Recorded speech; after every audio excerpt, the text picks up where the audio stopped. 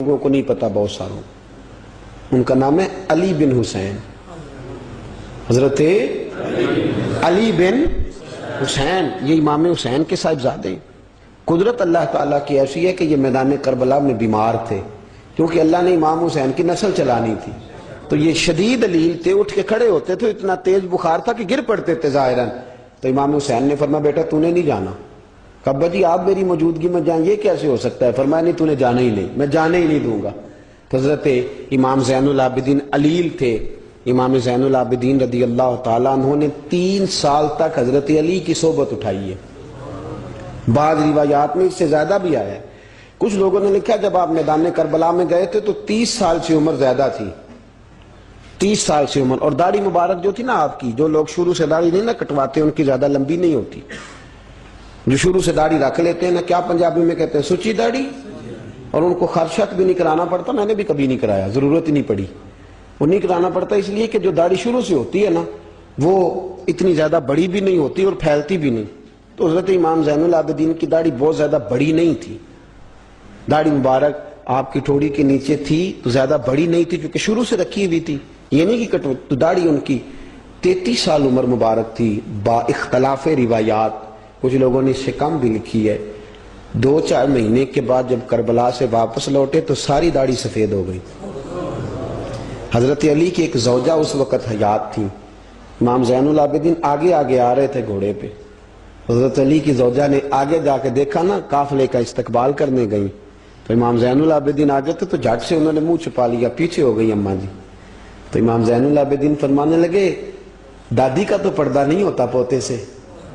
آپ نے کہا انتا زین العابدین، تو زین العابدین ہے اور تیری ساری داڑھی چند مہینوں میں سفید ہو گئی؟ تو امام زین العابدین روئے، فرمانے لگے اماں جو میں نے کربلا میں دیکھا ہے، جو میں کربلا میں دیکھ کے آیا، تو دیکھتی تو یہاں کھڑی نہ ہوتی۔ امام زین العابدین نے پائے اس بات کے ساتھ، پوری دلیری کے ساتھ، اور امام حسین رضی اللہ تعالیٰ عنہ کی تو شہادت 10 محرم کو ہو گئی نا، 61 ہجری میں معاملہ ختم ہو گیا، لیکن امام زین العابدین ساری زندگی طاغوتی قوتوں سے لڑتے رہے۔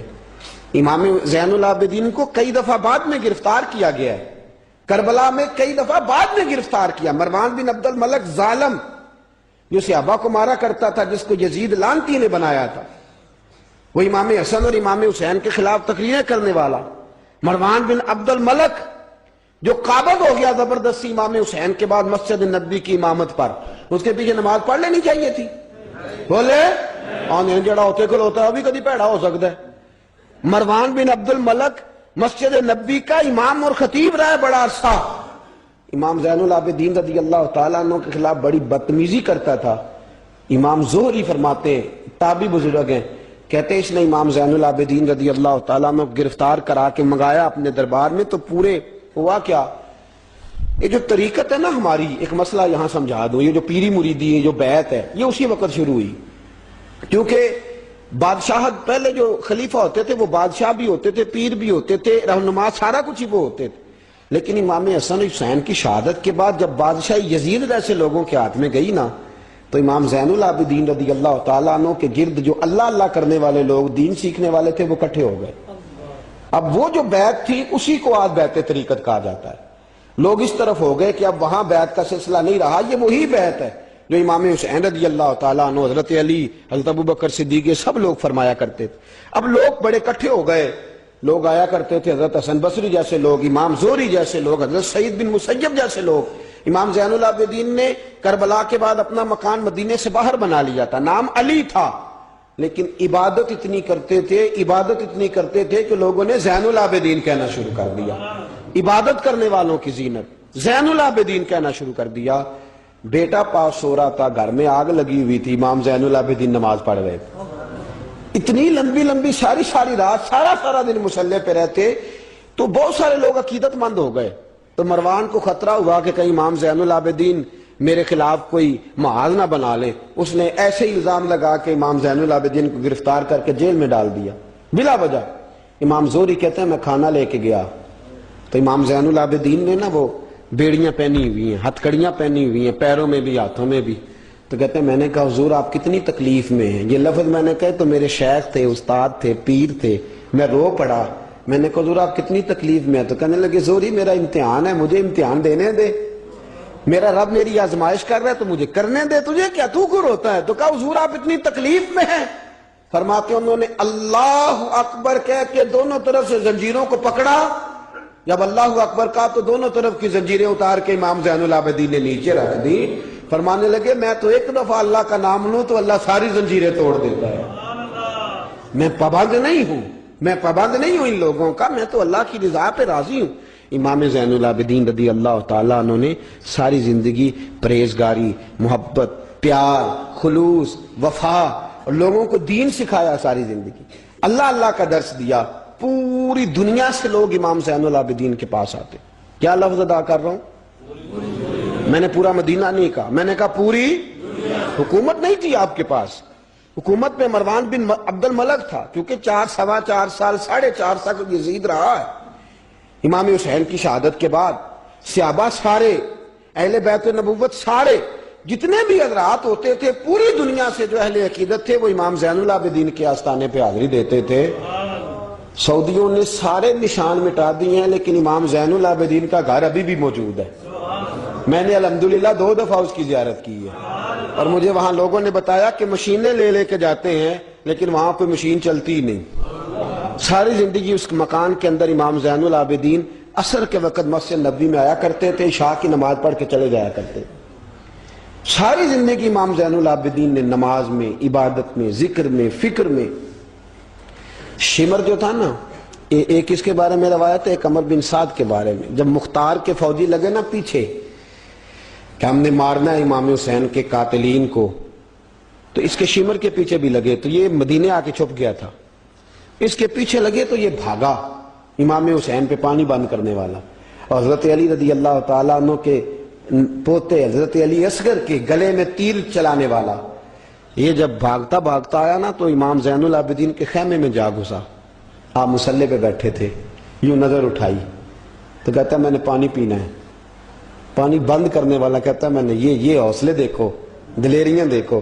امام زین العابدین خود اٹھے، پیالہ پکڑا، پہلے اسے دھویا، پھر اس میں پانی بھرا، پانی بھر کے اس کو پلایا. اور پینا ہے؟ کہتا ہاں. ایک پیالہ اور دیا. اور پینا ہے؟ کہتا ہاں. ایک پیالہ. اتنا پانی دیا کہ شرم سے پانی پانی ہو گیا، شرمندہ ہو گیا کہ یہ امام زین العابدین. باہر نکلا، دل میں خیال آیا زین العابدین نے پہچانا نہیں، اگر پہچان لیتے تو ایسا نہ کرتے. پھر اندر آ گیا، کہنے لگا شاید آپ نے مجھے پہچانا نہیں. امام زین العابدین کی آنکھیں آنسوں سے برس پڑی. فرمانے لگے تو نے میرے 6 ماہ کا بھائی پیاسا مار دیا تھا، تجھے میں بھول سکتا ہوں؟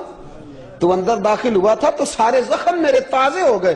تو کہا پھر آپ نے پانی کیوں پلایا؟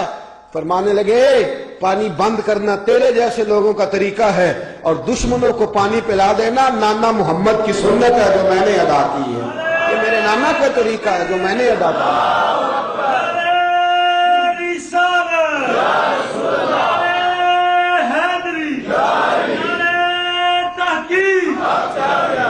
یہ گراؤنڈ امام حسین نے بنایا ہے. دیکھیے کچھ جدوجہد ایسی ہوتی ہے جو مسلح ہوتی ہے. یہ اہل طریقت، اہل تصوف، امام زین العابدین نے جو لوگ تیار کیے، اگر میں ان کے نام بتاؤں تو آپ حیران ہو جائیں. حضرت حسن بصری کو تیار فرمایا. حضرت حسن بصری جیسے لوگ، امام حسن بصری جو ولایت کے بادشاہ ہوئے، امام زین العابدین کے شاگرد. حضرت امام زین العابدین کے، حضرت سعید بن مسیب جیسے خیر التابعین امام زین العابدین کے شاگرد. حضرت حرم بن حیان جیسے جلیل القدر لوگ جنہوں نے بعد میں رسول اللہ کی سینکڑوں حدیثوں کو روایت کیا، امام زین العابدین کے شاگرد میں. رکے نہیں، میدان کربلا میں ہمت ٹوٹ گئی، اب معاملات آگے نکل گئے تو میں چپ کر کے بیٹھ جاؤں. انہوں نے مصلے پہ بیٹھ کے نبی پاک کا دین پڑھانا شروع کر دیا.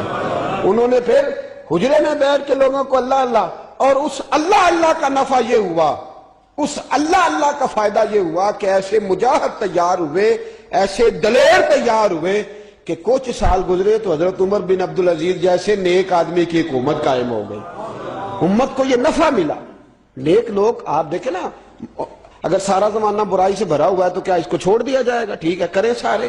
آپ 5 آدمی صحیح کر دیں، آپ 3 آدمی ٹھیک کر دیں، اپنا کردار تو ادا کریں، اپنا آپ اس کے اندر کردار، تو امام زین العابدین رضی اللہ تعالیٰ نے اپنا کردار ادا فرمایا. اور پھر سب سے بڑی بات یہ تھی غریب پروری. جب یزید مر گیا اور دیگر حکومتیں آنے لگی تو امام زین العابدین کے پاس لوگ بہت سارے نذرانے لے کے آتے تھے. یزید کے زمانے میں بھی آتے تھے لوگ، بڑے نذرانے خدمت کرتے، بڑا کچھ کرتے، گھروں کے اندر بڑا سامان آپ کے پاس پڑا ہوتا. آپ کے صاحبزادے امام باقر، آپ فرماتے رات ہوتی تو میرے ابا جی اپنے کندھے پر بوریاں رکھ لیتے، اپنے کندھے پر، شہزادے خود اپنے کندھے پر، اور غریبوں کے گھروں تک پہنچا کے آتے، خود بوریاں اپنے کندھے پہ رکھ لیتے. فرماتے ہیں میں کہتا ابا جی میں چھوڑ آتا ہوں، مجھے بتائیں. فرمانے لگے اگر تو چھوڑنے جائے گا تو تجھے اس غریب کا نام بھی بتانا پڑے گا، تو میں کسی کو رسوا نہیں کر سکتا، میں رسوا نہیں کروں گا، میں خود دے کر کے آتا ہوں. امام زین العابدین رضی اللہ تعالیٰ عنہ نے عمر بھر یہ غریب پروری کا مظاہرہ فرمایا، اپنے بچوں کی تربیت فرمائی. امام زین العابدین رضی اللہ تعالیٰ عنہ مصلی پہ بیٹھے اتنے پاورفل ہو گئے کہ حکومتیں ان سے ڈرنے لگی. مصلی پہ بیٹھے بیٹھے اتنے پاورفل ہوئے، اتنے عظیم ہوئے کہ حکومتیں لرزنے لگی. ایک وقت ایسا آیا کہ مروان جیسا تگڑا حکمران، ظالم جو آدمی ہوتا ہے نا، بدماش آدمی سمجھتا ہے لوگ مجھ سے ڈرتے ہیں، حالانکہ لوگوں کی شرافت ہوتی ہے، لوگوں کی یہ ایک آدمی، نبی پاک صلی اللہ علیہ وسلم نے فرمایا بتاؤ جھگڑے میں کون جیتا کرتا ہے؟ تو صحابہ کہنے لگے حضور آپ بتا دیں. فرمایا جو زیادہ منہ زور ہوتا ہے وہ جھگڑے میں جیت جاتا ہے. جھگڑے میں شرفا نہیں جیتا کرتے، جو منہ زور لوگ ہوتے ہیں نا، وہ بڑا منہ زور تھا، بڑا بدتمیز تھا. اگر اس کو کوئی سیابی بھی نظر آ جاتا تو اس کو بھی ایڑی لگانے سے باز نہیں آتا تھا. بڑا نالائق تھا، ڈنڈا سوٹا بڑا چلاتا تھا، بڑا سخت گیر آدمی تھا. لیکن اس نے ایک غریب آدمی پہ ظلم کیا، اس کا مال دبا لیا. تو امام زین العابدین تھے نا، حضرت علی کے پوتے، اگرچہ بیٹھے تھے اندر حجرے میں بیٹھے تھے، آپ بظاہر تصوف طریقت کی خدمات سر انجام دے رہے تھے، لیکن اس شخص نے آ کے رویا، کہنے لگا حضور میرا اس نے مال دبا لیا ہے. تو امام زین العابدین نے چھڑی ہاتھ میں لی اور چھڑی ٹیکتے ہوئے مروان کے دربار میں پہنچے. کہنے لگے اس غریب کا مال تو نے لیا ہے؟ تو نے لیا اس کا مال؟ کہنے لگا میں گورنر ہوں. اس نے کہا نا زبردستی میں گورنر ہوں. تو وہ شخص کہتا ہے امام زین العابدین کے ہاتھ میں چھڑی تھی، زور سے فرش پر ماری.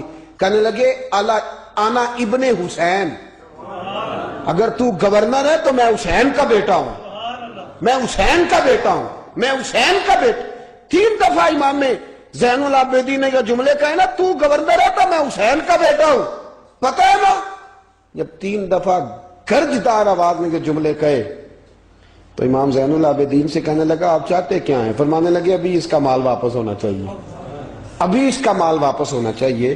اسی وقت بھرے دربار میں مروان نے مال منگایا، اس غریب آدمی کو دیا.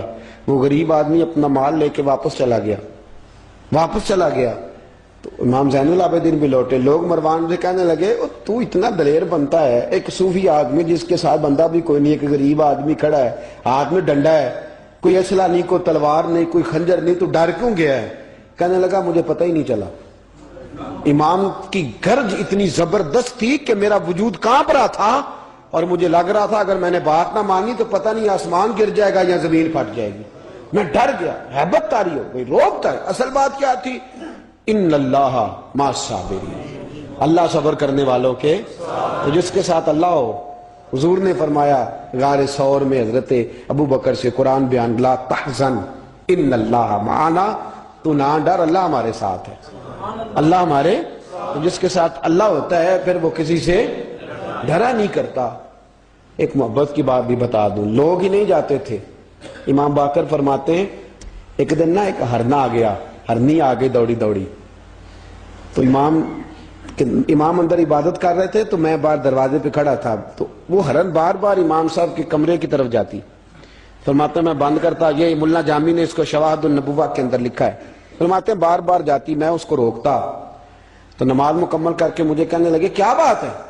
میں نے کہا حضور کرنی ہے، اندر آنا چاہ رہی ہے. تو فرمایا کھول دو دروازہ، آنے دو، جانور ہے، آنا چاہتی ہے تو آنے دو.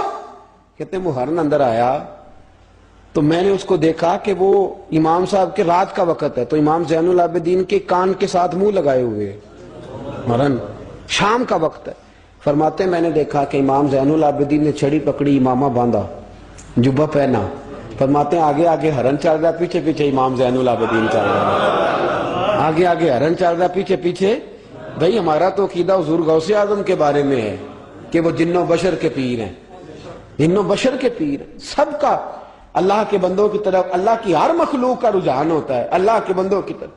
کہتے ہیں ہرن کے پیچھے پیچھے ایک عرابی کے دروازے تک لے گئی ہرن، تو امام زین العابدین نے نا دستک دی دروازے پہ، اور ہرن ایک کونے میں کھڑی ہو گئی، دستک دی، وہ باہر آیا تو فرمانے لگے تیرے پاس کوئی ہرنی کے بچے ہیں؟ اس نے کہا ہاں، آپ نے کیا کرنا ہے؟ فرمایا میں خریدنے آیا ہوں، میں وہ بچے خریدنے آیا ہوں۔ کہتے ہیں 2 بچے تھے، کہنے لگا جی میں نے تو سویرے بیچنے تھے، میں روز جنگل سے کچھ نہ کچھ پکڑ کے لاتا ہوں، سویرے بیچنے تھے، سویرے گاہک ڈھونڈنے تھے، آپ رات کو ہی آ گئے، کیا لے گا؟ اس نے کہا 20 دینار 2 بچوں کے۔ امام صاحب نے 20 دینار دیے، بچے پکڑے، واپس لائے۔ امام باقر فرماتے ہیں 2 ہرن کے بچے امام زین العابدین نے جب پکڑائے تو میری آنکھیں چھلک پڑی، میں رو پڑا، اور میں نے کہا ابا جی میں تو سمجھتا تھا انسانوں کے دکھ کا ہی مداوع کرتے ہیں، اللہ نے تو آپ کو جانوروں کے دکھوں کا مداوع کرنے کی بھی توفیق عطا فرمائی۔ تو پھر میرے امام نے سچ کہا ہے نا، تیری نسل پاک میں ہے۔ کیسا عقیدہ ہے، کیسا عقیدہ ہے، ہر بندے کی اپنا۔ میں تو جب بھی کسی سیدزادے کی، کسی اہل بیت کی کوئی بات پڑھتا ہوں نا، آپ یقین کریں تو میرے سامنے اعلیٰ حضرت کا شعر رہتا ہے، پلٹ پلٹ کے بات وہیں جاتی ہے کہ تیری نسل پاک میں ہے بچہ بچہ نور کا، تو ہے عین نور تیرا سب گھرانہ ہی نور کا، سب گھرانہ ہی۔ جب تنگ آ گیا نا مروان کہ دنیا ہٹتی نہیں، اور اس کے بعد بھی کوئی خلیفہ آیا تو سارے تنگ ہی رہتے تھے، امام زین العابدین کو زہر دلوا دیا۔ امام حسن کی شہادت بھی زہر سے ہوئی، امام زین العابدین کو زہر دلوایا۔ جب زہر آپ کی رگوں میں اترا، آپ کو درد محسوس ہوا، تو امام باقر فرماتے ہیں سجدے میں چلے گئے، سجدے میں چلے گئے۔ میں نے کہا حضور اتنی تکلیف ہے، آپ یہ کیا کر رہے ہیں؟ فرمانے لگے میں سوچتا تھا میں جہاد پہ نہیں نکلا تو کہیں بستر پہ مجھے تبھی موت نہ آ جائے، میرا دادا بھی شہید، میرا والد بھی شہید، میرے تایا بھی شہید، میرے بھائی بھی شہید، میرے پھپھی داد چچا داد بھی شہید، میں سوچتا تھا کہیں تبھی موت نہ چلا جاؤں، سجدہ شکر ادا کر رہا ہوں کہ رب نے مجھے بھی شہادت عطا فرما دی ہے، اللہ نے مجھے بھی شہادت کی موت عطا فرمائی ہے۔ پھر وصیت فرمائی امام، دیکھیں اللہ والوں کے مزار کی بھی برکت ہوتی ہے۔ امام باقر کو وصیت فرمائی صاحبزادے کو، فرمایا مجھے میرے تایا امام حسن کے ساتھ جنت البقیع میں دفن کرنا، ان کے ساتھ۔ تو کہتے میں نے کہا ابا جی وہاں تو جگہ ہی نہیں، روتے ہوئے میں نے کہا، کہنے لگے تو جا کے تلاش کرنا، جگہ مل جائے گی۔ فرماتے میں پہلے جنت البقیع جاتا تھا تو قبریں ساتھ ساتھ ملی ہوئی نظر آتی تھی، امام زین العابدین کے وصال کے بعد گیا تو مجھے پوری قبر کی جگہ نظر آئی، پوری جگہ جس کو میں پہلے تھوڑا سمجھا کرتا تھا وہ پوری جگہ ملی۔ امام حسن کے بالکل متصل امام زین العابدین کا مزار ہے۔ امام زین العابدین نے سینکڑوں شاگرد چھوڑے، درجنوں ہزاروں کی تعداد میں آپ سے فیوز و برکات حاصل کرنے والے لوگ چھوڑے، اور جتنا صوفیاء کا سلسلہ پھر آگے بڑھا، حضرت حسن بصری، حضرت فضیل بن عیاض، پھر اس کے بعد حضرت سری سختی، پھر اس کے بعد حضرت میں اگر آپ کو دلائل کے ساتھ عرض کروں تو سارا فیضان امام زین العابدین کا ہے، سارا فیضان آپ کے اپنے صاحبزادے امام باقر کے بیٹے امام جعفر صادق، اور امام جعفر صادق کے شاگرد اور مرید ہے امام اعظم ابو حنیفہ۔ جتنی شاخیں علم کی پھیلی، جتنی شاخیں پھر اس کے بعد طریقت کی پھیلی، علم حدیث کی پھیلی، وہ ساری امام زین العابدین کا فیضان ہے، اور آج تک امت مسلمہ کے اندر امام زین العابدین کا فیضان جاری ہے، اور انشاءاللہ صبح قیامت تک جاری رہے گا۔ علمی فیضان بھی، روحانی فیضان بھی، اور دنیا میں جتنے سعادات پائے جاتے ہیں وہ بھی امام زین العابدین کی اولاد ہے۔ امام حسین کی ساری اولاد امام زین العابدین سے ہے۔ اللہ تبارک و تعالیٰ نے کس قدر فضل فرمایا۔ امام حسین کے ایک بیٹے میدان کربلا میں موجود رہے، امام زین العابدین۔ یزید کے 14 بیٹے تھے، بچے تو ان کے بھی ہوئے ہوں گے، بات آگے۔ اور یزید کا ایک بیٹا بڑا نیک بھی تھا جو یزید کے بعد تخت نشین ہوا، اور بیٹھتے ہی اس نے کہا کہ میں اس تخت پہ نہیں بیٹھ سکتا جس تخت کے پائے میں امام حسین کا خون موجود ہو۔ اور میں نہ میرا باپ اس قابل تھا نہ میں اس قابل ہوں. یخرج الحی من المیت و یخرج المیت من الحی. اللہ زندوں سے مردے، مردوں سے زندے، اچھوں سے برے، بروں سے اچھے پیدا کر دیتا ہے. امام یزید کا بیٹا کہنے لگا کہ میں نہیں اس قابل کہ یہاں 40 دن اس نے کہا میں 40 دن دیتا ہوں، اپنا حکمران بنا لو. اس کے بعد وہ تخت سے نیچے اتر گیا. نیک بھی ایک بیٹا تھا لیکن پھر بھی یزید کی نسل آگے نہ بنی. نہ زیاد کا وہ ستم رہا نہ یزید کی وہ جفا رہی.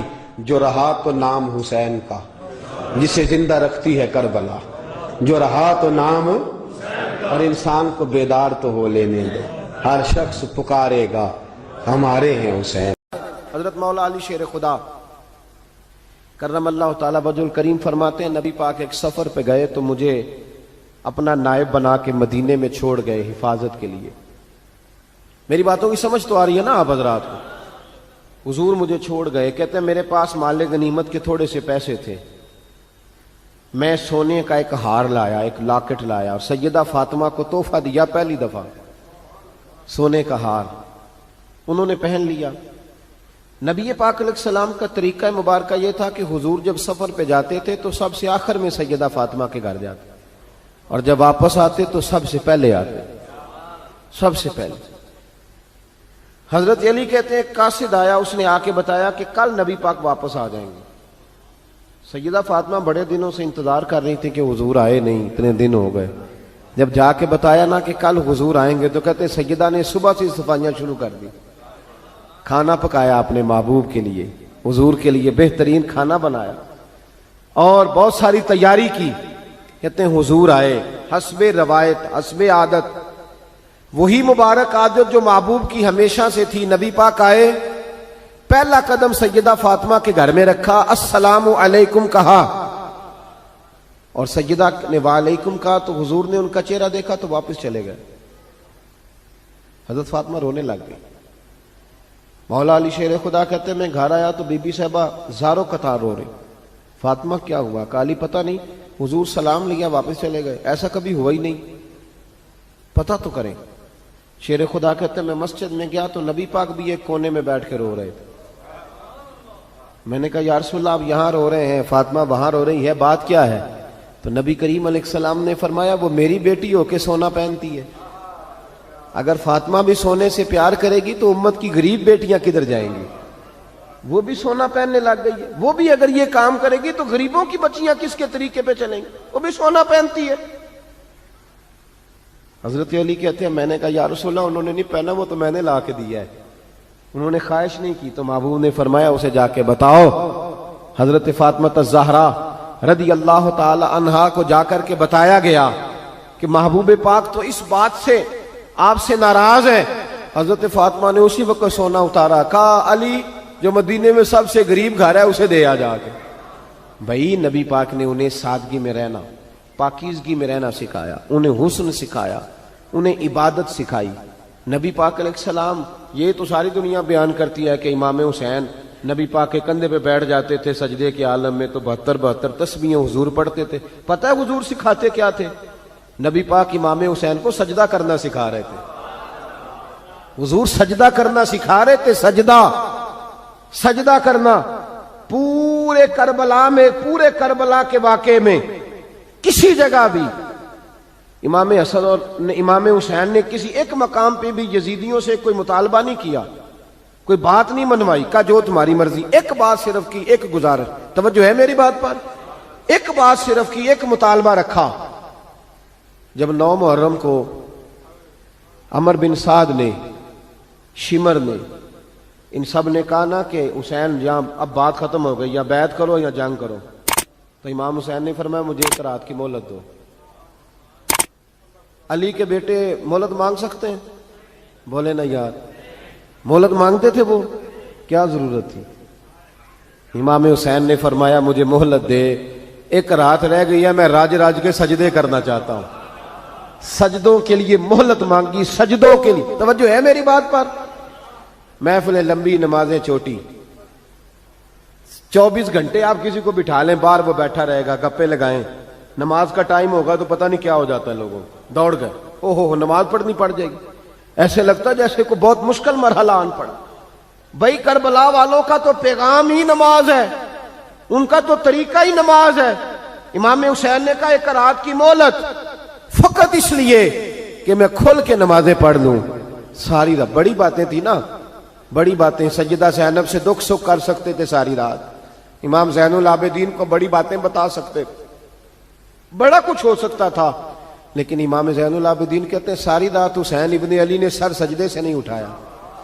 چل تو اس طرح کر، امام حسین تو ساری زندگی ساری رات پڑھتے رہے نا، تو چل ایک رات کی عبادت کر ان کے نام پر، ایک رات ساری جاگ نہیں نا، تسی ہاں کی تھی، ایک رات کہی ہے میں نے، بڑا مشکل ہے ہمارے لیے۔ آپ یقین کریں مسلح، اور پھر کسی نے ہمیں کان میں بتا دیا ہے کہ تسی نسبت آ لے ہو، تسی بخشے ہو، اے کوئی پکی گل دس گیا ساری، اس میں کوئی شک نہیں کہ نسبت سے بخشے جائیں گے، لیکن امام حسین ڈائریکٹ نواسے ہیں نبی پاک کے، اگر وہ نسبت کے باوجود بھی ساری ساری رات نماز پڑھتے ہیں، تو کس قسم کا نسبت والا ہے کہ 10 محرم کو بھی تیری ساری قضا ہو جاتی ہے، ساری قضا چھٹی، ہم نسبت والے ہیں۔ بس نسبت کا یہ معیار ہوتا ہے، نسبت کا معیار یہ ہوتا ہے کہ جو محبوب نے کیا وہ ہم نے کر کے چھوڑنا ہے، وہ کام کرنا ہے۔ اور پھر اہل بیت نبوت کا اسوہ حسنہ پردہ ہے، پردہ۔ بڑی گمراہی آ گئی ہے امت میں۔ اب جو بچی MA MBA کر لیتی ہے، وہ سب سے پہلے یہ مطالبہ کرتی ہے کہ ہمارے حقوق برابر کے۔ اسلام نے عورت کو برابر کے حقوق نہیں دیے، عزت والے حقوق دیے۔ کون سے حقوق دیے؟ بولیے۔ میں ایک یونیورسٹی میں تھا تو ایک بچی نے پیغام دیا، کہنے لگی جی، بچیاں بھی تھی پردے میں بیٹھی ہوئی، لیکچر یونیورسٹی میں ہو رہا تھا، تو اس نے کہا جی عورت کا تو گھر ہی کوئی نہیں ہوتا،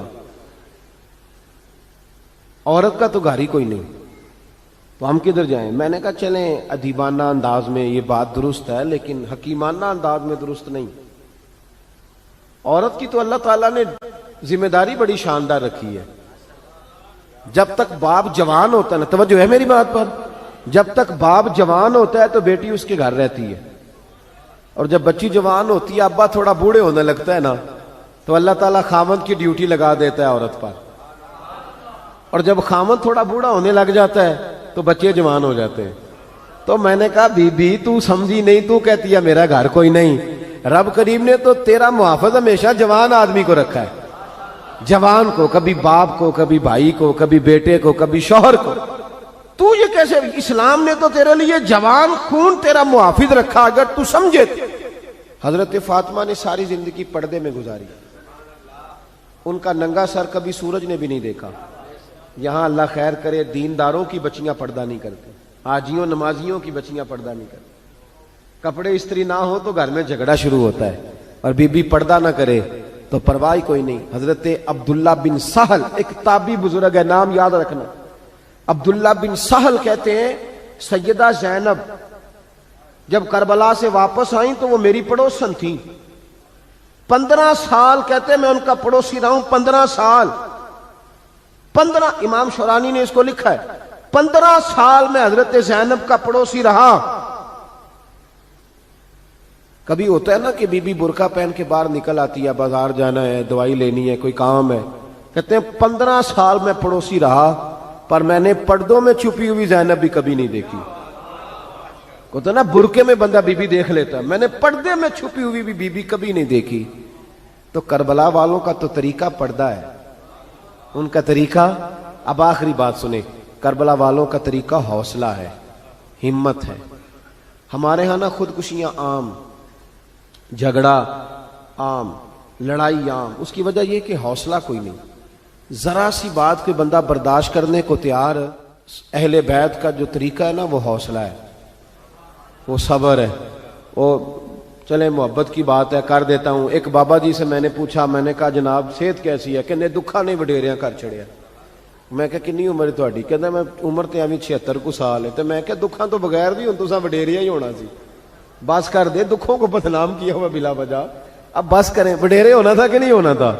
تو نہ دکھاں دا لا دیتا ہے۔ ہجوم غم میں بھی توہین نے ضبط غم نہ ہوئی، ہم تو اس احتیاط سے روئے کہ آنکھ نم نہ ہوئی۔ اللہ والے تو مطلب شکوہ کرنا ہر وقت شکوہ، حوصلہ ہی کوئی نہیں، سکون ہی کوئی نہیں، پریشانی بڑی ہے جی، آزمائش بڑی ہے۔ کبھی آپ نے کہیں سنا ہے کہ واقعہ کربلا کے بعد حضرت زینب معاذ اللہ نفسیاتی مریض ہو گئی تھی. امام زین العابدین، سیدہ سکینہ، حضرت صغرا، وہ حوصلے میں رہے، متوانا رہے. امام زین العابدین نے اس کے بعد بھی کئی دفعہ پیروں میں بیڑیاں پہنی، کئی دفعہ. سادات کا خاندان چلا.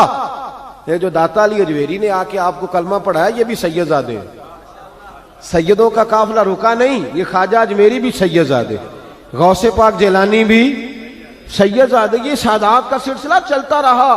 بار بار آ کے امت کی قیادت کی ان لوگوں نے. جب دیکھیں نا یہاں کسی بندے کا کٹا ہوا ہاتھ پھینکا جائے نا، بلکہ انگلی پھینک دی جائے تو لوگ ڈر کے بھاگ جائیں گے. کسی کا، اپنے کسی کا نہیں، کسی کا. کیونکہ انسان کا وجود کٹ جائے تو دہشت پیدا ہوتی، آپ ڈر کے بھاگ جائیں گے. امام حسین کا کٹا ہوا سر، توجہ ہے میری بات پر؟ ذرا غور کرنا. بندے کا سر کٹ جائے، ہم سنتے ہیں بات پر غور نہیں کرتے. دھاڑ ان کا پڑا تھا کربلا میں، کٹا ہوا سر، زلفیں، پگڑی، کٹا ہوا سر نیزے پہ. آگے آگے سر جا رہا ہے، پیچھے سیدہ زینب جا رہی، با پردہ یزید کے دربار میں پہنچی. بی بی صاحبہ پردے میں بیٹھ گئی. یزید کہنے لگا دیکھ لو اللہ نے مجھے عزت دی اور میرے دشمنوں کا معاذ اللہ کیا حال ہوا. جب اس نے یہ کہا نا تو حضرت نعمان بن بشیر صحابی بیٹھے تھے، اور ساتھ کہتے ہیں میرے ایک نابینا صحابی بھی بیٹھے تھے. حضرت نعمان بن بشیر کہتے ہیں کہ جب اس نے یہ کہا نا کہ اللہ نے مجھے عزت دی اور نقل کفر نہ باشد میرے دشمنوں کا یہ حال ہوا، تو کہتے ہیں سیدہ زینب وہاں سے اٹھ کے کھڑی ہو گئی. با پردہ سیدہ زینب کھڑی ہوئی اور فرماتے ہیں اس طرح نہیں کھڑی ہوئی کہ بیویاں روتی ہیں تو کہتی ہیں ہائے یہ ہو، اس طرح نہیں، حوصلہ، ہمت. اور جس طرح کوئی سیاںا خطیب خطبہ پڑھتا ہے اس طرح سیدہ نے خطبہ پڑھا. پہلے اللہ کی حمد کی، پھر نبی پاک پہ درود پڑھا، اور پھر قرآن پاک کی آیت پڑھی وَتُعِزُّ مَن تَشَاءُ وَتُذِلُّ مَن تَشَاءُ. یہ آیت پڑھی.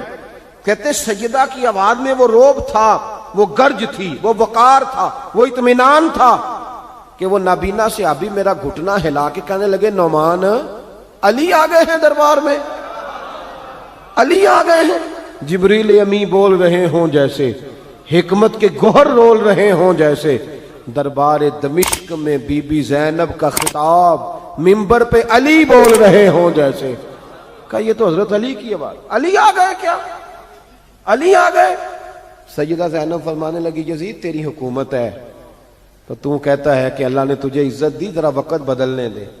ذکر تیرا بھی ہوگا پر تجھ پر لوگ لعنت برسائیں گے، اور جب میرے حسین کا ذکر ہوگا تو خطیب جمعے کے خطبے میں ذکر کیا کریں گے، خطبوں میں میرے نام. بھائی حوصلہ پیدا کرے زندگی میں. ہمارے اندر حوصلہ نہیں رہا، حوصلہ نہیں، توانائی نہیں. ذرا سی بات پہ ہم بگڑتے ہیں، ناراض ہوتے ہیں.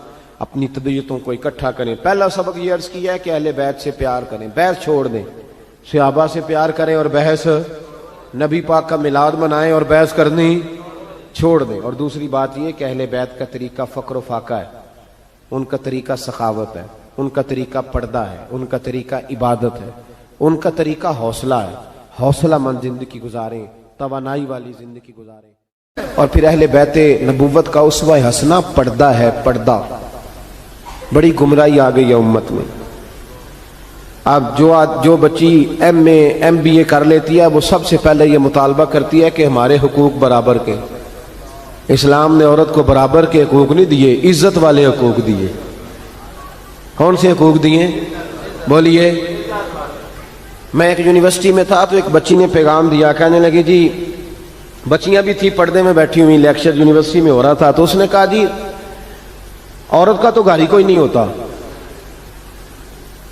عورت کا تو گھر ہی کوئی نہیں، تو ہم کدھر جائیں؟ میں نے کہا چلیں ادیبانہ انداز میں یہ بات درست ہے لیکن حکیمانہ انداز میں درست نہیں. عورت کی تو اللہ تعالیٰ نے ذمہ داری بڑی شاندار رکھی ہے. جب تک باپ جوان ہوتا ہے نا، توجہ ہے میری بات پر، جب تک باپ جوان ہوتا ہے تو بیٹی اس کے گھر رہتی ہے، اور جب بچی جوان ہوتی ہے ابا تھوڑا بوڑھے ہونے لگتا ہے نا تو اللہ تعالیٰ خامد کی ڈیوٹی لگا دیتا ہے عورت پر. اور جب خامد تھوڑا بوڑھا ہونے لگ جاتا ہے تو بچے جوان ہو جاتے ہیں. تو میں نے کہا بی بی تو سمجھی نہیں، تو کہتی ہے میرا گھر کوئی نہیں. رب کریم نے تو تیرا محافظ ہمیشہ جوان آدمی کو رکھا ہے، جوان کو، کبھی باپ کو، کبھی بھائی کو، کبھی بیٹے کو، کبھی شوہر کو. تو یہ کیسے؟ اسلام نے تو تیرے لیے جوان خون تیرا محافظ رکھا اگر تو سمجھے۔ حضرت فاطمہ نے ساری زندگی پردے میں گزاری، ان کا ننگا سر کبھی سورج نے بھی نہیں دیکھا۔ یہاں اللہ خیر کرے دینداروں کی بچیاں پردہ نہیں کرتی، حاجیوں نمازیوں کی بچیاں پردہ نہیں کرتی۔ کپڑے استری نہ ہو تو گھر میں جھگڑا شروع ہوتا ہے، اور بی بی پردہ نہ کرے تو پرواہ کوئی نہیں۔ حضرت عبداللہ بن سہل ایک تابعی بزرگ ہے، نام یاد رکھنا، عبداللہ بن سہل کہتے ہیں سیدہ زینب جب کربلا سے واپس آئیں تو وہ میری پڑوسن تھیں، 15 سال کہتے ہیں میں ان کا پڑوسی رہا ہوں، 15 سال، 15 امام شورانی نے اس کو لکھا ہے، 15 سال میں حضرت زینب کا پڑوسی رہا۔ کبھی ہوتا ہے نا کہ بی بی برقع پہن کے باہر نکل آتی ہے، بازار جانا ہے، دوائی لینی ہے، کوئی کام ہے، کہتے ہیں 15 سال میں پڑوسی رہا پر میں نے پردوں میں چھپی ہوئی زینب بھی کبھی نہیں دیکھی۔ کہتے ہیں نا برقعے میں بندہ بی بی دیکھ لیتا، میں نے پردے میں چھپی ہوئی بھی بی بی کبھی نہیں دیکھی۔ تو کربلا والوں کا تو طریقہ پردہ ہے، ان کا طریقہ، اب آخری بات سنیں، کربلا والوں کا طریقہ حوصلہ ہے، ہمت ہے۔ ہمارے ہاں نا خودکشیاں عام، جھگڑا عام، لڑائی عام، اس کی وجہ یہ کہ حوصلہ کوئی نہیں، ذرا سی بات کوئی بندہ برداشت کرنے کو تیار۔ اہل بیت کا جو طریقہ ہے نا وہ حوصلہ ہے، وہ صبر ہے، وہ چلے محبت کی بات ہے کر دیتا ہوں۔ ایک بابا جی سے میں نے پوچھا، میں نے کہا جناب صحت کیسی ہے؟ کہ دکھا نہیں وڈیریاں کر چھڑیا۔ میں کہا کنی عمر تہاڈی؟ کہندا میں عمر تے ایویں 76 کو سال ہے۔ تے میں کہا دکھاں تو بغیر بھی ہن تساں وڈیریا ہی ہونا سی، بس کر دے، دکھوں کو بدنام کیا ہوا بلا وجہ، اب بس کریں، وڈیرے ہونا تھا کہ نہیں ہونا تھا؟ تو نہ دکھاں دا لا دیتا ہے۔ ہجوم غم میں بھی توہین نے ضبط غم نہ ہوئی، ہم تو اس احتیاط سے روئے کہ آنکھ نم نہ ہوئی۔ اللہ والے تو مطلب شکوہ کرنا ہر وقت شکوہ، حوصلہ ہی کوئی نہیں، سکون ہی کوئی نہیں، پریشانی بڑی ہے جی، آزمائش بڑی ہے۔ کبھی آپ نے کہیں سنا ہے کہ واقعہ کربلا کے بعد حضرت زینب معاذ اللہ نفسیاتی مریض ہو گئی تھی؟ امام زین العابدین، سیدہ سکینہ، حضرت صغرا، وہ حوصلے میں رہے، متوانا رہے۔ امام زین العابدین نے اس کے بعد بھی کئی دفعہ پیروں میں بیڑیاں پہنی، کئی دفعہ۔ سادات کا خاندان چلا، یہ جو داتا علی اجویری نے آ کے آپ کو کلمہ پڑھایا یہ بھی سید زادے ہیں، سیدوں کا قافلہ رکا نہیں، یہ خواجہ اجمیری بھی سید زادے، غوث پاک جیلانی بھی سید زادے، یہ سادات کا سلسلہ چلتا رہا۔ بار بار آ کے امت کی قیادت کی ان لوگوں نے۔ جب دیکھیں نا یہاں کسی بندے کا کٹا ہوا ہاتھ پھینکا جائے نا، بلکہ انگلی پھینک دی جائے تو لوگ ڈر کے بھاگ جائیں گے، کسی کا، اپنے کسی کا نہیں، کسی کا، کیونکہ انسان کا وجود کٹ جائے تو دہشت پیدا ہوتی، آپ ڈر کے بھاگ جائیں گے۔ امام حسین کا کٹا ہوا سر، توجہ ہے میری بات پر؟ ذرا غور کرنا، بندے کا سر کٹ جائے، ہم سنتے ہیں بات پر غور نہیں کرتے۔ دھاڑ ان کا پڑا تھا کربلا میں، کٹا ہوا سر، زلفیں، پگڑی، کٹا ہوا سر نیزے پہ، آگے آگے سر جا رہا ہے، پیچھے سیدہ زینب جا رہی، با پردہ یزید کے دربار میں پہنچی، بی بی صاحبہ پردے میں بیٹھ گئی۔ یزید کہنے لگا دیکھ لو اللہ نے مجھے عزت دی اور میرے دشمنوں کا معاذ اللہ کیا حال ہوا۔ جب اس نے یہ کہا نا تو حضرت نعمان بن بشیر صحابی بیٹھے تھے، اور ساتھ کہتے ہیں میرے ایک نابینا صحابی بھی بیٹھے تھے۔ حضرت نعمان بن بشیر کہتے ہیں کہ جب اس نے یہ کہا نا کہ اللہ نے مجھے عزت دی اور نقل کفر نہ باشد، میرے دشمنوں کا یہ حال ہوا، تو کہتے ہیں سیدہ زینب وہاں سے اٹھ کے کھڑی ہو گئی، با پردہ سیدہ زینب کھڑی ہوئی، اور فرماتے ہیں اس طرح نہیں کھڑی ہوئی کہ بیویاں روتی ہیں تو کہتی ہیں ہائے یہ ہو، اس طرح نہیں، حوصلہ، ہمت۔ اور جس طرح کوئی سیاںا خطیب خطبہ پڑھتا ہے اس طرح سیدہ نے خطبہ پڑھا، پہلے اللہ کی حمد کی، پھر نبی پاک پہ درود پڑھا، اور پھر قرآن پاک کی آیت پڑھی وَتُعِزُّ مَن تَشَاءُ وَتُذِلُّ مَن تَشَاءُ، یہ آیت پڑھی۔ کہتے سیدہ کی آواز میں وہ روب تھا، وہ گرج تھی، وہ وقار تھا، وہ اطمینان تھا کہ وہ نابینا صحابی میرا گھٹنا ہلا کے کہنے لگے نعمان علی آ گئے ہیں دربار میں، علی آ گئے ہیں۔ جبریل امی بول رہے ہوں جیسے، حکمت کے گوہر رول رہے ہوں جیسے، دربار دمشق میں بی بی زینب کا خطاب منبر پہ علی بول رہے ہوں جیسے۔ کہا یہ تو حضرت علی کی آواز، علی آ گئے کیا؟ علی آ گئے؟ سیدہ زینب فرمانے لگی یزید تیری حکومت ہے، تو تو کہتا ہے کہ اللہ نے تجھے عزت دی، ذرا وقت بدلنے دے، ذکر تیرا بھی ہوگا پر تجھ پر لوگ لعنت برسائیں گے، اور جب میرے حسین کا ذکر ہوگا تو خطیب جمعے کے خطبے میں ذکر کیا کریں گے، خطبوں میں میرے نام۔ بھائی حوصلہ پیدا کرے زندگی میں، ہمارے اندر حوصلہ نہیں رہا، حوصلہ نہیں، توانائی نہیں، ذرا ذرا سی بات پہ ہم بگڑتے ہیں، ناراض ہوتے ہیں، اپنی طبیعتوں کو اکٹھا کریں۔ پہلا سبق یہ عرض کیا ہے کہ اہل بیت سے پیار کریں، بحث چھوڑ دیں، صحابہ سے پیار کریں اور بحث، نبی پاک کا میلاد منائیں اور بحث کرنی چھوڑ دیں۔ اور دوسری بات یہ کہ اہل بیت کا طریقہ فقر و فاقہ ہے، ان کا طریقہ سخاوت ہے، ان کا طریقہ پردہ ہے، ان کا طریقہ عبادت ہے، ان کا طریقہ حوصلہ ہے۔ حوصلہ مند زندگی گزاریں، توانائی والی زندگی گزاریں۔ یزید جامع مسجد دمشق کا خطیب ہے۔ یزید پگڑی باندھتا تھا، جبہ پہنتا تھا، داڑھی رکھی تھی، جمعہ پڑھاتا تھا۔ پتہ ہے آپ لوگوں کو کہ نہیں؟ اب چل گیا پتہ؟ ہاں نہ تو کرے نہیں یار، پتہ چل گیا؟ یزید جبے والا آدمی تھا، اس نے حج بھی پڑھائے ہیں۔ تو امام حسین اس کے خلاف کیوں نکل آئے؟ جی بچے سارے شہید کرا دیے۔ یہاں تو جس کو صورت اخلاص نہیں آتی وہ بھی کہتا ہے مولوی کو ٹھیکیدار ہے دین کا، ہمارے خلاف بات کرتا ہے۔ بھئی یزید جامع مسجد دمشق کا خطیب، خطبے دینے والا، بلکہ امام حسین 10 محرم کو خطبہ دینے لگے کہ مجھے کیوں قتل کر رہے ہو؟ تو ابن سعد کہنے لگا حسین لمبی تقریر نہ کر، ہمارا جمعہ لیٹ ہو رہا ہے، میں نماز پڑھنی۔ یعنی ابھی حضور کے اہل بیت کو قتل کریں گے اور ابھی کہیں گے اللہم صلی علی محمد وعلی آل، اس طرح کے مسلمان تھے۔ یزید تو بھائی جمعہ پڑھانے والا بندہ تھا، بڑا شاندار خطبہ دیتا تھا، امام حسین کیوں نکلے اس کے خلاف؟ سارے خطبے امام حسین کے۔ امام علی مقام ہر جگہ پہ یہ کہتے ہیں کہ چونکہ یزید نمازیں چھوڑ کے پڑھتا ہے، چونکہ میں نے اپنی آنکھوں سے اسے مدینے میں شراب پیتے دیکھا ہے، چونکہ رنڈیوں کا ناچ دیکھتا ہے، مجرا، گندی مووی، مجرے دیکھتا ہے، مجرے، عورتوں کا ناچ دیکھتا ہے، اللہ کے حلال کو حرام اور حرام کو حلال کہتا ہے، لہذا مسلمانوں کا حکمران بننے کے قابل ہے۔ اور امام علی مقام نے فرمایا، خطبے میں فرمایا، یزیدیوں تم مانتے نہیں کہ وہ شرابی ہے؟ تمہارے دل گواہی نہیں دیتے کہ رنڈیوں کا ناچ دیکھتا ہے؟ اور یار میرا تیرا یارانہ ہی سارا شرابیوں سے ہو، رات کو گندی مووی سے موبائل بھرے ہوئے ہوں، ملت کے جوان عورتوں کے کالج کے سامنے کھڑے ہوں، بیٹیاں سکول چھوڑ دیں کہ بچے تنگ کرتے ہیں، اور 15 بچیوں کے نمبر موبائلوں میں بھرے ہوں، اور دعویٰ تو کرے امام حسین کی محبت کا، امام علی مقام کے پیار کا۔ میں ذمہ داری سے کہتا ہوں، جو بے حیائی کرتا ہے، فحاشی پھیلاتا ہے، گند کو فروغ دیتا ہے، قیامت کے حضرت عباس اس کا گریبان تھام کے میدان محشر میں کھڑا کر لیں، حضرت علی اکبر اسے محشر کے میدان میں کھڑا کریں، پوچھیں گے ہم نے جوانیاں لٹا دی شراب کباب کے خلاف اور تمہاری راتیں اس کے ساتھ بسر ہوتی رہی؟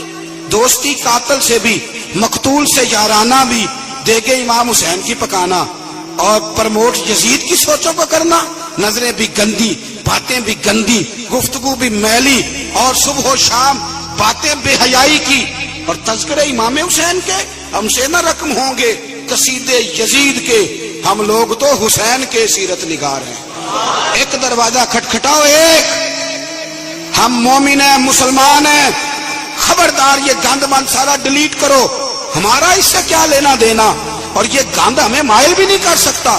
ہماری آنکھیں تو بڑی کھری ہیں، یا قرآن دیکھیں گی یا مصطفیٰ کا گنبد خضرا دیکھیں گی۔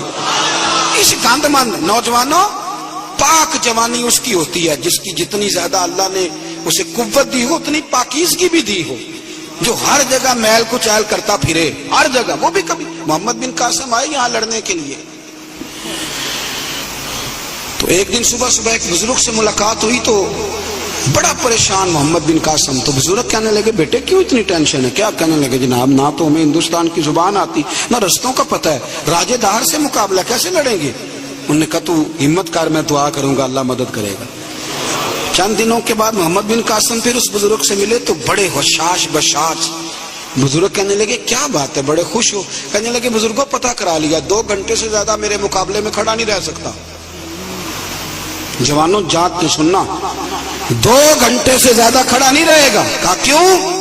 کہنے لگے میں نے پتہ کرایا ہے، وہ نظر کا گندا ہے، اس کی تو ماموں کی بیٹیاں اس کی نظر سے نہیں بچتی. گندا ہے نظر کا، پھپھو چچا اور خالہ کی بیٹی کو بھی تاڑتا ہے. راجہ دار گندا ہے. گندے لوگ میدانوں میں ٹھہر نہیں سکتے. 2 گھنٹے کے بعد بھاگ جائے گا. میں 17 سال کا جوان ہوں، چڑھتی جوانی ہے، پر اگر زبان پر کوئی چیز جاری رہتی ہے تو مصطفیٰ کریم کے دین کے ترانے جاری رہتے ہیں. یہ کیا بات ہوئی کہ مسلمان ہو، کلمہ گو، اور وہ کہے جی اوہو بڑا مشکل ہے جوانی میں بچنا. کیا مشکل ہے؟ کون کہتا ہے مشکل ہے؟ کس نے کہا ہے مشکل؟ جوانی تو نام ہی پچ جانے کا نام. حوصلے ہی سارے جوانی میں ہوتے. اور تیری جوانی پر اقبال نے اپنے بیٹے کو دعا دی تھی. اس نے کہا تھا حیا باقی نہیں ہے زمانے کی آنکھ میں، خدا کرے کہ رہے تیری جوانی بے داغ. خدا کرے کہ. اور بھائی کیسے تو کہتا ہے کہ میں 1 منٹ، تو عاشق رسول ہے، تو عاشق امام حسین ہے، تیرے اوپر کسی غیر کا رنگ چڑھ جائے. او کچا رنگ للاری والا جڑا چڑھدا لیندا رہندا، اے عشق تیرے دا رنگ محمد چڑھ جائے پھر نہیں لیندا. اس لیے حسین والے بنے، حسین والے. ہر یزیدی کے خلاف لڑنا سیکھیں، بات کرنا سیکھیں. چند باتیں عرض کی ہیں. ایک تو سادگی اختیار کریں، دل کی صفائی اختیار کریں، قرآن اور عبادت کی طرف توجہ کریں، اپنے گھروں کو سنواریں، رزق حلال لے کے آئیں. اپنی زندگی آپ یہ نہ سمجھیں کہ میں ایک گھر کو صحیح کر لوں گا تو کیا ہوگا. گھر جب صحیح ہو جائے گا تو معاشرہ بھی صحیح ہو ہی جائے گا، آگے بات بڑھے گی. میں حاضر ہو گیا تھا آپ کے حکم پر، اور حسب توفیق میں نے کچھ بات بھی کر دی ہے. جب آپ لوگ دوڑتے ہیں نا ملنے کے لیے اور کئی دفعہ گرتے بھی ہیں تو بڑی شرم سی محسوس ہوتی کہ ہمارے لیے لوگ بیچارے اتنی تکلیف کر رہے ہیں. تھوڑی مہربانی فرمائیے گا. کچھ الرجی کا مریض بھی ہوں، زیادہ گرمی برداشت بھی نہیں کر پاتا. آپ تھوڑی مہربانی فرمائیں گے، مجھے اجازت مل جائے گی؟ نہیں جی منڈے نہیں پہ تجھے. ہاں تو کر دو، مہربانی کرو. بزرگ آدمی سفید داڑھی والا میری طرح کے گناہگار آدمی کے اگر دوڑ کے ملنے آتا وہ گر جاتا ہے. اور پیچھے ہٹو پیچھے ہٹو. وہ لوگ بھی دیکھنے والے کہتے ہیں کس طرح کے لوگ ہیں، سیانا بیانا بندہ ملنے آیا اور اس نے ہاتھ ہی نہیں ملایا. میں زیادہ دور نہیں رہتا، گھنٹے سوا کے فاصلے میں. جس نے ملنا ہو جمعرات کو آ جائے، انشاءاللہ کھانا بھی کھلاؤں گا. عصر کے وقت آ جائے، اللہ خیر کرے گا. شوق جو ہے ملنے کا، تو شوق تو پانی لوڑ نہیں ہڑا نو راہ برا دی. شوق تو رستے سارے آسان کر دیتا ہے. اللہ آپ کو جزائے خیر دے. لیکن یہ ادم پیل نہیں مچائیے گا. اللہ آپ کو ہمیشہ آباد فرمائے. آخر دعوانا الحمدللہ. مصطفیٰ مصطفیٰ مصطفیٰ مصطفیٰ